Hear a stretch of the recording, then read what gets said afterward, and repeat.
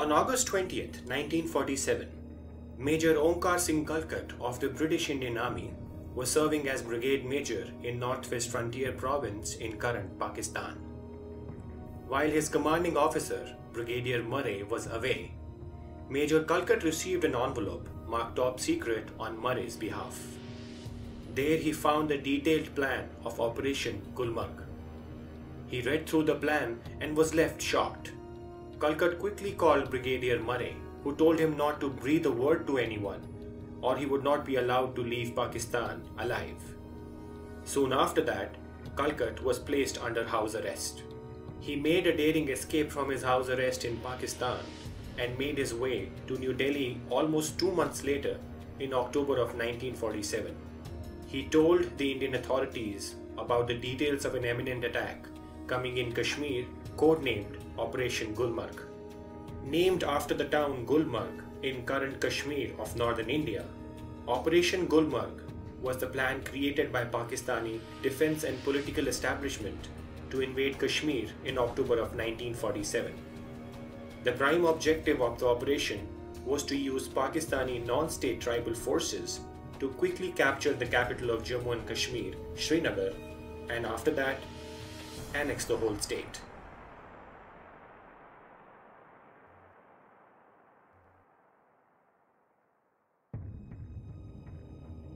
Right after the independence of India from colonial British rule, various autonomous provinces were given the option of either joining the Union of India or the Islamic Republic of Pakistan. The Hindu and Sikh majority provinces joined India, while the Muslim majority provinces joined Pakistan. The state of Jammu and Kashmir was a Muslim majority state with a Hindu ruler who wanted to neither join India nor Pakistan. He wanted to create an independent country. While negotiations were continuing between India, Pakistan and Jammu and Kashmir, the Pakistani side planned the operation to take the state by force.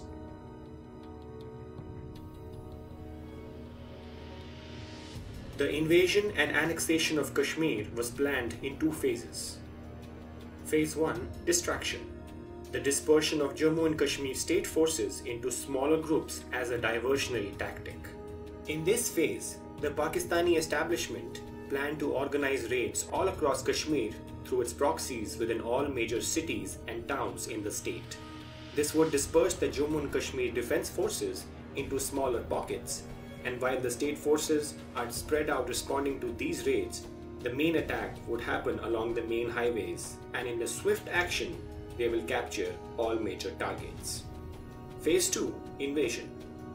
Assemble irregular militia and tribal units from the northwest frontier province of Pakistan and concentrate them along Pakistan-Kashmir border lines, and with the support of the Pakistani military, carry out the invasion.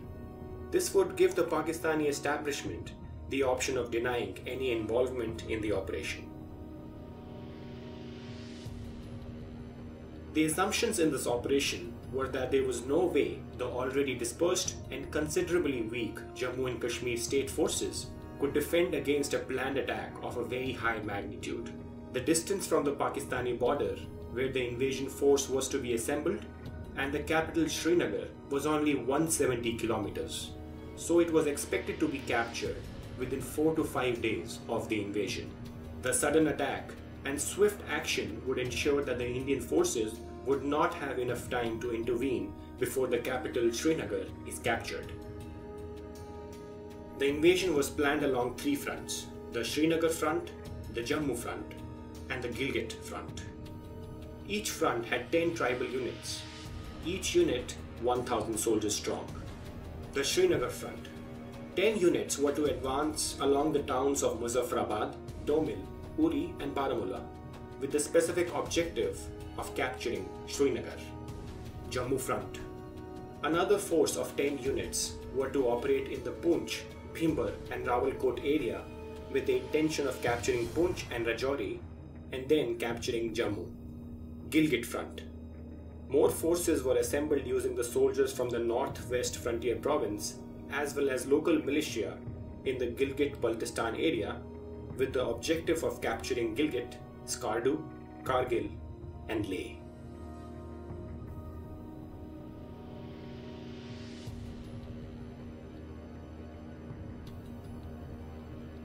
The task was to assemble approximately 20,000 irregular tribal soldiers as the invading force and form them into 20 tribal units for the Srinagar and Jammu front. Each tribal unit was provided with one major and 10 junior commission officers, JCOs, from the regular Pakistani army dressed as tribals. The assigned major acted as an advisor to the tribal head of each unit. The entire force was commanded by Major General Akbar Khan of the Pakistani army, codenamed Tariq. The D-Day of the invasion was fixed for October 22, 1947. All tribal units were covertly concentrated in Abbottabad by October 18, 1947. On October 21st, Pakistan's 7th Infantry was on standby near Abbottabad to provide backup to the tribal invasion and consolidate their hold on the valley. Everything was in place for the invasion of Kashmir for October 22, 1947.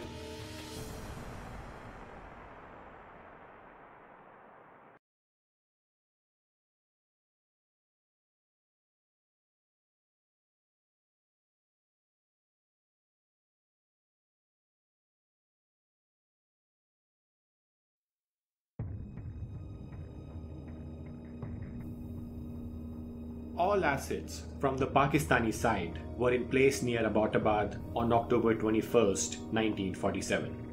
The D-Day for the invasion of Kashmir was October 22nd, with the first objective of capturing the capital of Jammu and Kashmir, Srinagar, within 5 days of the invasion.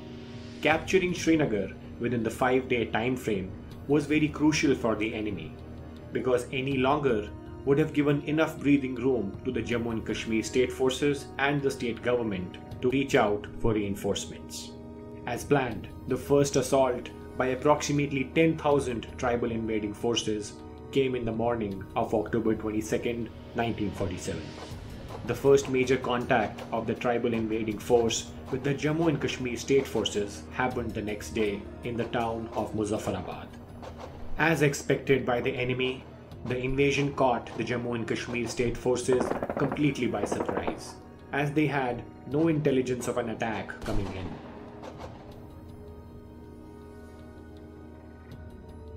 The towns of Domil and Muzaffarabad fell to the invaders very quickly.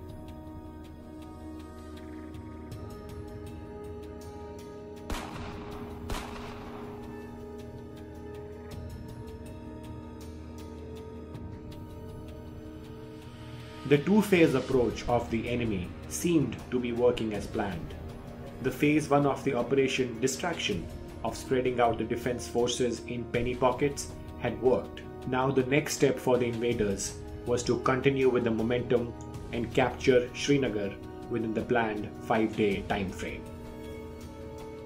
After the fall of Muzaffarabad, the next town along the highway, Uri, was well within reach of the enemy.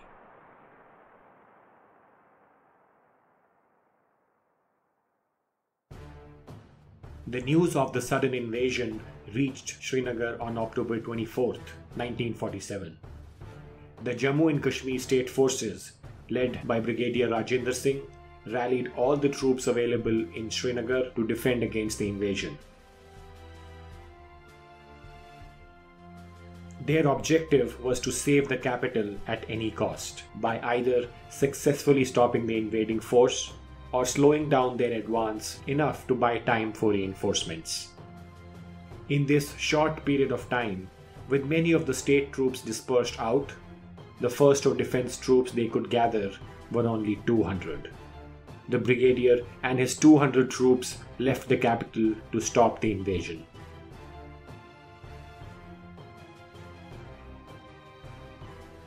Upon reaching Uri on October 24th, Brigadier Singh deployed a platoon to secure a major connecting bridge on the highway and rushed forward towards Muzaffarabad to engage the enemy troops.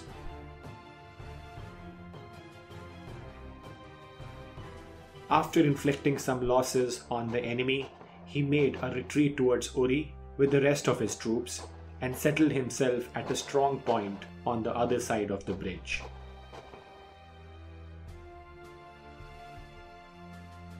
When the enemy started mobilizing on the other end of the bridge and were about to cross it,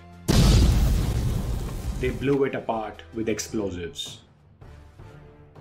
The destruction of this bridge in Uri, which was the only motorable road leading to Srinagar, slowed down the enemy's advance for one whole day. However, by the next day, October 26th, the enemy found a footbridge to cross over the river and enter the outskirts of Uri. They started building their numbers around Uri to try and encircle the defense troops. They launched multiple waves of attacks at the defense positions throughout the day, but all the attacks were repelled by the defense forces. Despite being outnumbered 1 to 20 against the invading force and suffering heavy losses, the brigadier's 200 troops held the defense lines at Uri for 2 days, October 25th and October 26th of 1947. These 2 days were very crucial in the grand scheme of things, because it was these 2 days that bought just enough time for the state representatives of Jammu and Kashmir to fly to New Delhi and negotiate a deal of accession of the state of Jammu and Kashmir over to the Union of India. Once the accession was signed, only then could India send in their troops for the defense of the valley.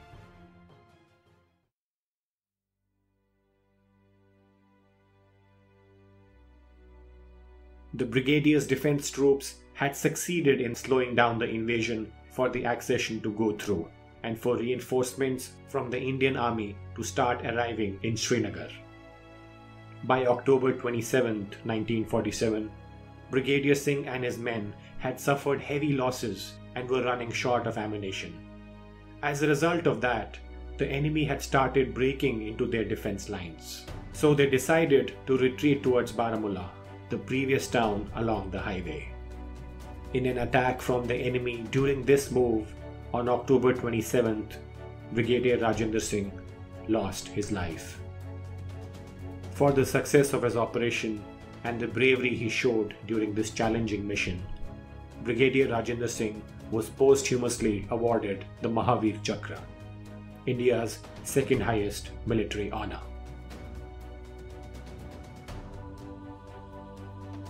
While Brigadier Rajendra Singh's troops fought the invaders from October 24th to October 26th to try and delay the capture of Srinagar, the Jammu and Kashmir state representatives negotiated the instrument of accession of their state over to the Union of India.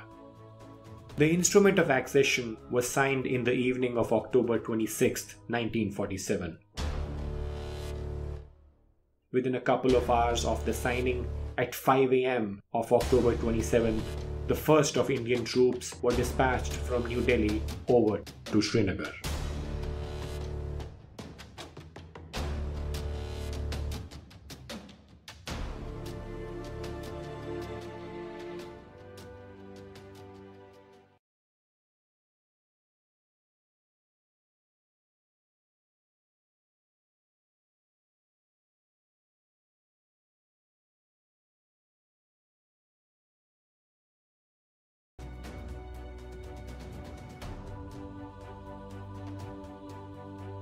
While Brigadier Rajendra Singh's troops fought the invaders from October 24th to October 26th to try and delay the capture of Srinagar, the Jammu and Kashmir state representatives negotiated the instrument of accession of their state over to the Union of India.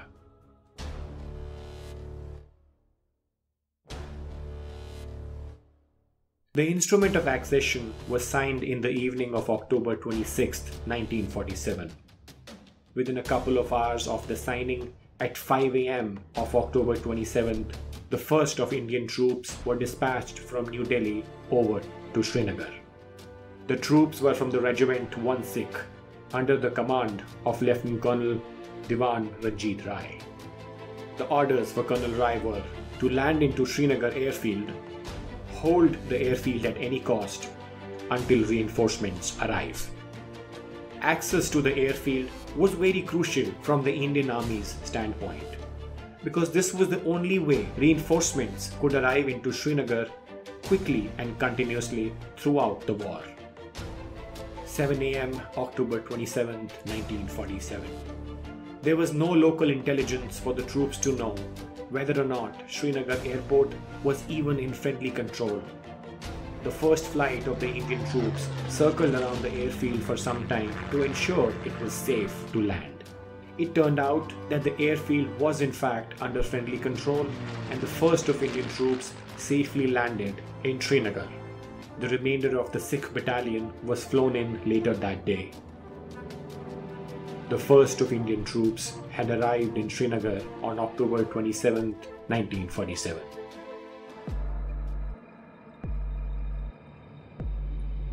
Meanwhile, after defeating the troops of Jammu and Kashmir state forces by October 27th, the tribal forces had absolutely no obstacles capturing the next town along the highway, Baramulla, only 52 kilometers away. And thereafter, their final target, Srinagar, 64 kilometers from Baramulla. Despite losing 2 days at Uri, they still had a chance of entering as well as capturing Srinagar by the end of the day of the 27th within their 5-day time frame.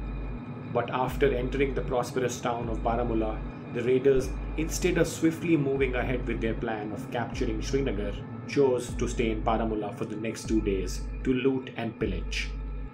This was a huge tactical mistake by the enemy because the whole operation depended upon a swift capture of Srinagar, and they lost valuable time plundering and pillaging the town of Baramulla. Air Vice Marshal Arjun Subramaniam, in his book India's Wars, writes, "With very little protection, the prosperous town of Baramulla bore the brunt of the raiders' greed and lust as the tribals halted their advance, ransacking the town over the next 2 days. This tactical error by the enemy gave Colonel Rai and his unit the necessary bandwidth to enter Srinagar and strengthen their defensive positions by the evening of the 27th. After setting the defensive positions, Colonel Rai, with one company of 1 Sikh, went towards Baramulla on the night of October 27. This was to reinforce their defense on the west of Srinagar and set up an outer layer of defense to the capital. After making initial contact with the enemy, Colonel Rai decided to make a tactical withdrawal towards the high ground near Patan, 21 kilometers west of Srinagar. The Indian troops were still heavily outnumbered compared to the invading force, so the decision was made to take advantage of the higher grounds of Patan to hold the enemy advance into Srinagar. During the company's withdrawal from the outskirts of Baramulla towards Patan, Colonel Rai was caught in a machine gun crossfire and lost his life.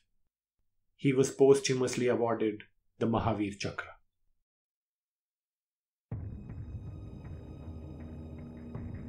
Taking advantage of the high grounds near Patan, the Indian armed forces successfully blocked the enemy from advancing further towards Srinagar along the highway. The initial plan of capturing Srinagar by October 27 within the 5-day time frame had failed. The enemy made repeated attempts to break the block of Patan, but they were unsuccessful in that effort. Seeing the futile efforts of continuing to engage along the highway, the enemy made a change in their plan. Instead of concentrating all their attack force along the highway towards Srinagar, the enemy split themselves in 2 attack elements. One that continued the attack along the highway to keep the pressure on the forces defending Srinagar, and the other that diverted south towards the airfields of Budgam. This was a smart plan because the capture of these airfields would have denied the Indian armed forces the ability to dispatch the much needed reinforcements to Srinagar. And after capturing the airfield and blocking the immediate arrival of more Indian troops, the enemy would have taken advantage of their numerical superiority in the region and captured Srinagar in the coming weeks. So for the Indian armed forces, protecting these airfields was very crucial to sustain the defense of the valley. It is also important to understand that at this point in the war, the strength of the Indian armed forces in Srinagar wasn't large. Most of the troops were deployed in the protection of Srinagar. Very few troops could be spared even for this crucial mission. To protect the airfields of Bargam, the army base from Srinagar sent in 50 men from Fort Kumaon. This was under the command of Major Somnath Sharma. Major Sharma and his men were outnumbered 1:7 against the enemy. They fought in close quarters during the battle and suffered very heavy casualties. Despite heavy losses, Major Sharma's team repelled the enemy attack on the airfield and saved it from being captured. The airfields would remain in control of the Indian Armed Forces for the remainder of the war. Major Sharma played a crucial role in achieving his mission but lost his life during the battle. His last message to his unit was, "The enemy are only 50 yards away from us. We are heavily outnumbered. We are under devastating fire. I shall not withdraw an inch, but will fight to the last man and the last round." For his bravery and sacrifice in the battle, Major Somnath Sharma was posthumously awarded the Paramveer Chakra, India's highest military honor.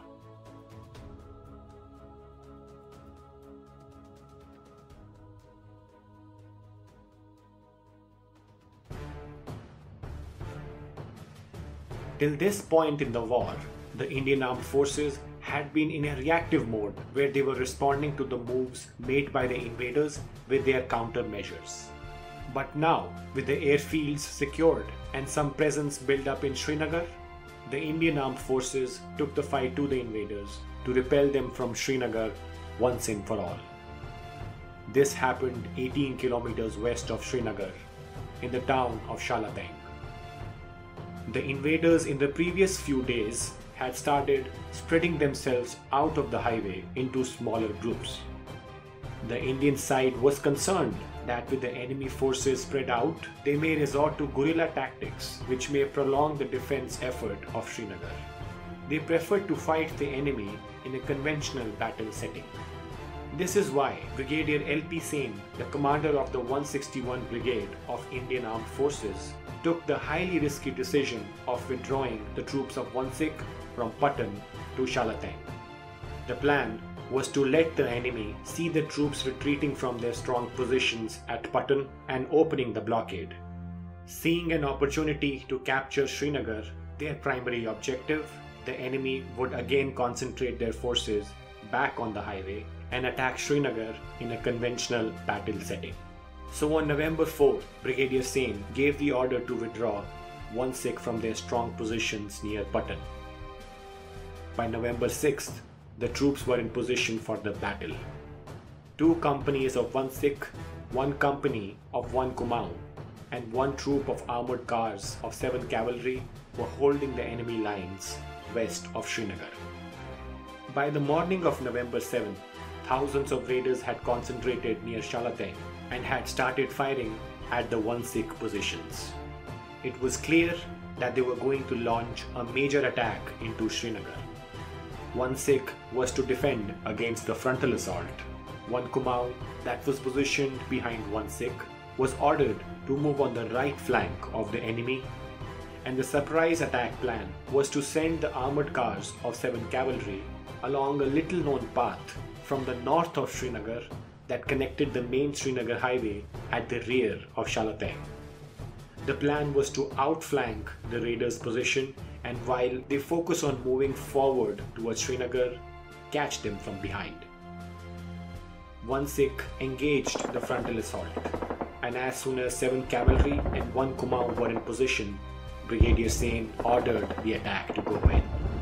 The Indian Armed Forces fired into the enemy concentrations from 3 sides. 1 Sikh on the frontal assault, 1 Kumaon from the right, and 7 cavalry from behind.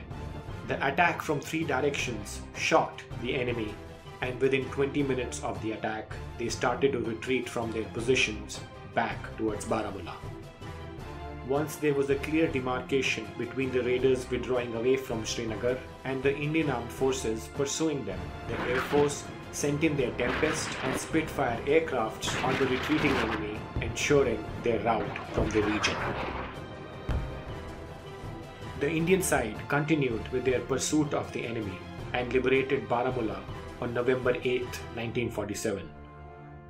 They then liberated Uri on November 13, 1947.